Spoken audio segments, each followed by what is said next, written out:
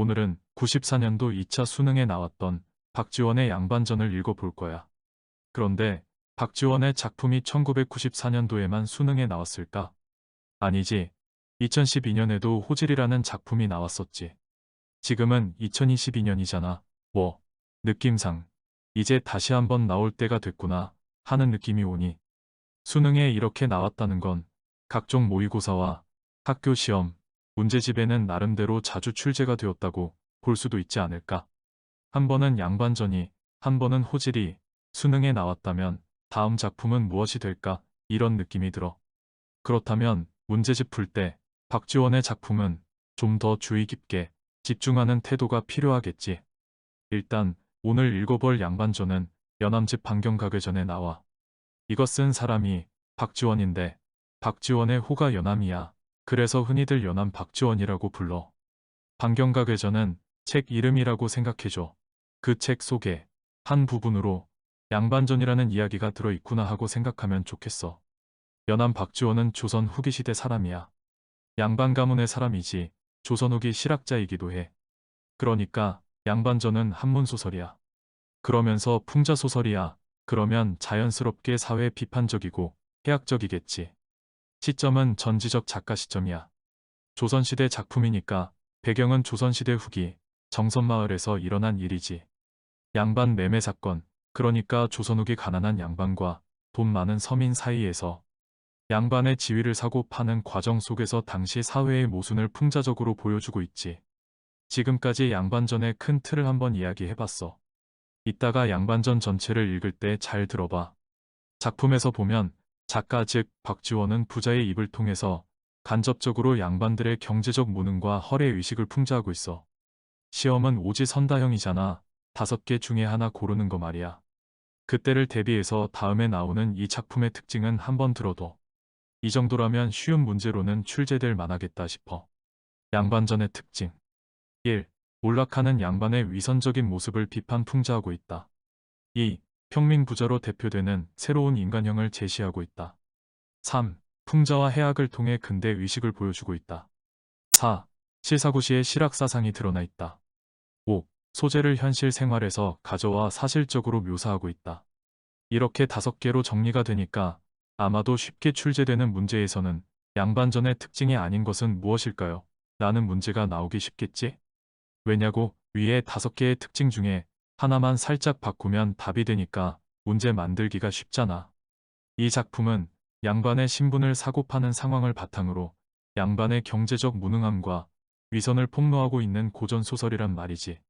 이 소설에서 양반은 변화를 수용하지 못하고 명분만 중요시하는 무능한 존재이자 특권의식에 둘러싸인 위선적인 존재로 그려지고 있어. 즉, 양반의 실상을 해악과 풍자를 통해 비판하고 있다고 할 수 있지. 또 군수와 부자 간의 오가는 양반 신분 매매 증서를 통해 당시 부패된 사회적 규범을 알 수 있어. 양반전은 1차와 2차로 증서, 즉 지금으로 말하면 서류를 작성하는데 1차 양반 매매 증서에는 양반이 지켜야 할 일이 적혀 있어. 5가지야. 그런데 말이 좀 어려워. 잘 들어봐봐. 1. 야비한 일을 끊고 옛것을 본받고 뜻을 고상하게 할 것. 2. 오경에 일어나 바른 자세로 책을 읽을 것. 3. 배고픔을 참고 설궁하지 말 것. 여기서 설궁이 무슨 말인지 알아? 설궁은 살림의 구차한 형편을 남에게 말하는 것을 말하는 거야. 가난하고 힘들다고 말하고 다니지 말아라. 이런 말이지. 4. 고치, 탄내와 연진을 할 것. 이게 말이 어려워. 먼저 고치. 고치는 눈 감고 앉아서 치아를 딱딱하고 여러 번 마주치는 것이고, 탄내는 두 손을 목 뒤로 돌려 귀에 대고 손가락으로 뒤통수를 두드리는 것이고, 연지는 이게 좀 지저분한데 새벽에 입안에 침을 모아 그것을 입안에서 우물우물하다가 조금씩 삼키는 거야. 5. 양반의 채통과 품위에 어긋나는 행동을 하지 말 것이야. 이렇게 5가지는 표면적으로는 양반이 지켜야 할 덕목과 행실을 나열하여 양반의 채통을 강조하고 있지만 이면적으로는 양반의 공허한 관념과 위선적인 모습을 풍자하고 있지. 2차 양반 매매 증서에는 양반의 특권이 적혀 있어. 1. 백성 가운데 가장 높은 위치이고 2. 과거에 급제한 양반은 재물을 긁어 모으고 사치스러운 생활을 하며 참 가난한 양반이라도 백성을 강제 동원할 수 있다. 이렇게 세 가지는 표면적으로는 양반이 누릴 수 있는 특권을 나열함으로써 양반의 권리를 강조하고 있지만 이면적으로는 양반의 수탈, 무의도식, 횡포에 대해 풍자하고 있지. 이건 잘 좀 기억해두길 바래. 왜냐하면 양반전 전문보다는 양반전의 일부분이 시험에 나올 가능성이 크겠지? 그러면 이 정도 내용을 기억해 두었다가 시험에서 양반전을 만나면 아, 이게 양반전이고 어느 부분이구나. 그러면 전체적인 내용은 이렇고 이 부분 내용은 이렇겠구나 하는 것이 머릿속에 있으면 좋지. 그러면 이제 양반전 전문을 읽어보자. 양반은 사족을 높여서 부르는 말이다. 정선 고을의 한 양반이 살고 있었는데 그는 어질면서도 글 읽기를 좋아하였다. 그래서 군수가 새로 부임할 때마다 반드시 그 집에 몸소 나아가서 경의를 표하였다. 그러나 그는 살림이 가난해서 해마다 관가에서 환자를 타먹었다. 그렇게 여러 해가 쌓이고 보니 1000석이나 되었다. 관찰사가 여러 고을을 돌아다니다가 이곳에 이르러 관청쌀의 출납을 검열하고는 매우 노하였다. 어떤 놈의 양반이 군량을 이렇게 축냈단 말이냐. 명령을 내려 그 양반을 가두게 하였다. 군수는 그 양반이 가난해서 갚을 길이 없는 것을 불쌍히 여겼다. 차마 가두고 싶지 않았지만 그렇다고 해서 가두지 않을 수도 없었다. 그 양반은 밤낮으로 훌쩍거리며 울었지만 아무런 대책도 나지 않았다. 그래서 그의 아내가 이렇게 욕하였다. 당신이 한평생 글 읽기를 좋아했지만 관가의 환곡을 갚는데 아무런 도움도 못 되는구려. 쯧쯧 양반 하더니 한 푼 어치도 못 되는구려.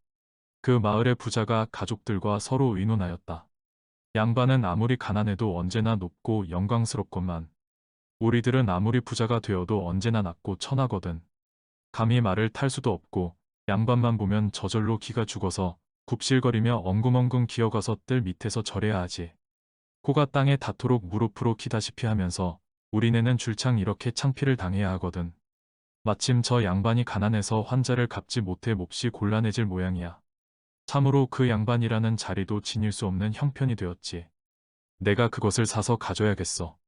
부자는 곧 양반의 집을 찾아가서 그 환자를 대신 갚겠다고 청하였다.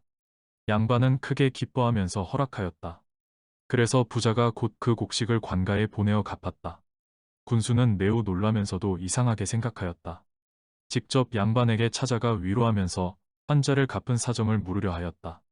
그러자 양반은 번거지를 쓰고 배 잠방이를 입은 채로 길바닥에 엎드려 쇳내라고 칭하면서 감히 올려다보지를 못하였다. 군수가 깜짝 놀라 내려가서 그를 부축하며 선생께서 어찌 이다지도 스스로를 욕되게 하시는지요 하였다. 양반은 더욱 황송하여 어쩔 줄 몰라 하며 머리를 조아리고 엎드렸다. 황송하옵니다. 쇳내가 감히 일부러 이런 짓을 하는 것은 아니옵니다. 쇳내는 벌써 스스로 양반을 팔아 환자를 갚았으니 마을의 부자가 바로 양반이옵니다. 쇳내가 어찌 다시금 뻔뻔스럽게 옛날처럼 양반 행세를 하면서 스스로 높이겠습니까? 군수가 감탄하면서 말하였다. 군자답구려 부자시여. 양반답구려 부자시여. 부유하면서도 아끼지 않으니 정의롭고 남의 어려움을 돌봐주니 어질도다. 낮은 신분을 싫어하고 높은 자리를 그리워하니 슬기롭도다. 이야말로 참된 양반이로다. 아무리 그렇더라도 소송이 일어날 꼬투리가 되리다. 내가 그들과 더불어 고을 사람들을 모아놓고 증인을 세운 뒤에 증서를 만들어 주리다. 군수인 내 자신이 마땅히 서명해야지. 군수가 곧 동원으로 돌아와서 온 고을 사족과 농민, 공장, 장사치까지 모두들 불러 뜰에 모았다. 부자는 향소의 오른쪽에 앉히고 양반은 공영의 아래에 세운 뒤에 바로 증서를 제작하였다. 건룡 10년 9월 몇 일의 아래와 같이 문권을 밝힌다.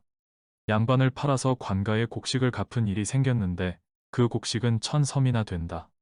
이 양반의 이름은 여러 가지다. 글만 읽으면 선비라 하고 정치에 종사하면 대부라 하며 착한 덕이 있으면 군자라고 한다. 무관의 계급은 서쪽에 벌려 있고 문관의 차례는 동쪽에 자리 잡았으며 이들을 통틀어 양반이라고 한다. 이 여러 가지 양반 가운데서 그대 마음대로 골라잡되 오늘부터는 지금까지 하던 야비한 일들을 깨끗이 끊어버리고 옛 사람을 본받아 뜻을 고상하게 가져야 한다.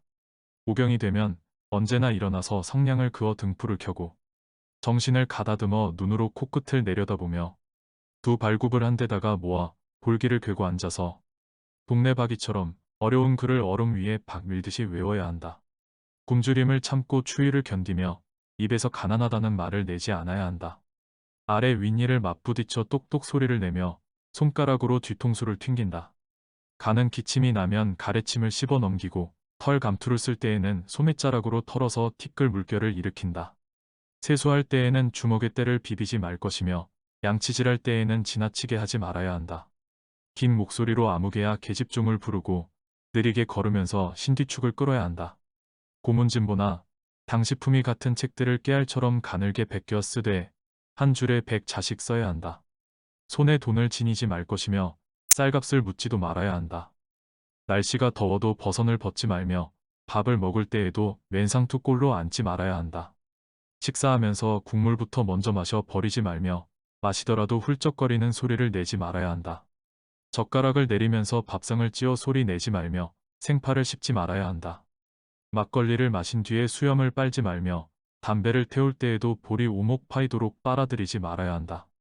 아무리 분하더라도 아내를 치지 말며 화가 나더라도 그릇을 차지 말아야 한다. 맨주먹으로 아녀자들을 때리지 말며 종들이 잘못하더라도 족쳐 죽이지 말아야 한다. 말이나 소를 꾸짖으면서 팔아먹은 주인을 들추지 말아야 한다. 병이 들어도 무당을 불러오지 말고 제사하면서 종을 불러다 제 드리지 말아야 한다. 화롯가에 손을 쬐지 말며 말할 때에 침이 튀지 말아야 한다. 소백정 노릇을 하지 말며 돈치기 놀이도 하지 말아야 한다. 이러한 여러 가지 행위 가운데 부자가 한 가지라도 어기면 양반은 이 증서를 가지고 관청에 와서 송사하여 바로잡을 수 있음을 증명한다. 성주정선 군수 화합 좌수별감 증서 증서를 다 쓰고는 통인이 인을 받아서 찍었다. 뚝뚝 하는 그 소리는 마치 엄고 치는 소리 같았고 그 찍어 놓은 모습은 마치 북두칠성이 새로 놓인 듯 삼성이 가로 놓인 듯 벌렸다. 호장이 읽기를 마치자 부자가 한참 동안이나 멍하게 있다가 말했다. 양반이 겨우 요것뿐이란 말씀이오. 나는 양반은 신성과 같다고 들었지요. 정말 이것뿐이라면 너무 억울하게 곡식만 빼앗긴 거지요. 아무쪼록 좀 더 이롭게 고쳐주시오. 그래서 다시 증서를 만들었다. 하늘이 백성을 낳으실 때에 그 갈래를 넷으로 나누셨다. 이 네 갈래 백성들 가운데 가장 존귀한 이가 선비이고 이 선비를 양반이라고 부른다. 이 세상에서 양반보다 더 큰 이무는 없다. 그들은 농사 짓지도 않고 장사하지도 않는다. 옛글이나 역사를 대략만 알면 과거를 치르는데 크게 되면 문과요. 작게 이르더라도 진사다. 문과의 홍패는 두 자도 채 못되지만 온갖 물건이 이것으로 갖추어지니 돈 자루나 다름없다. 진사는 나이 30에 첫 벼슬을 하더라도 오히려 이름난 은관이 될 수 있다. 훌륭한 남인에게 잘 보인다면 수령 노릇을 하느라고 뒷바퀴는 일산 바람에 해스케지고 배는 동원 사령들의 예의하는 소리에 살찌게 되는 법이다. 방 안에서 귀고리로 기생이나 놀리고 뜰 앞에 곡식을 쌓아 학을 기른다. 궁한 선비로 시골에 살더라도 마음대로 행동할 수 있다. 이웃집 소를 몰아다가 내 밭을 먼저 갈고 동네 농민을 잡아내어 내 밭을 김매게 하더라도 어느 놈이 감히 나를 괄시하랴.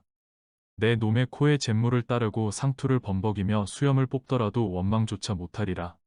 부자가 그 증서 만들기를 중지시키고 혀를 빼면서 말하였다.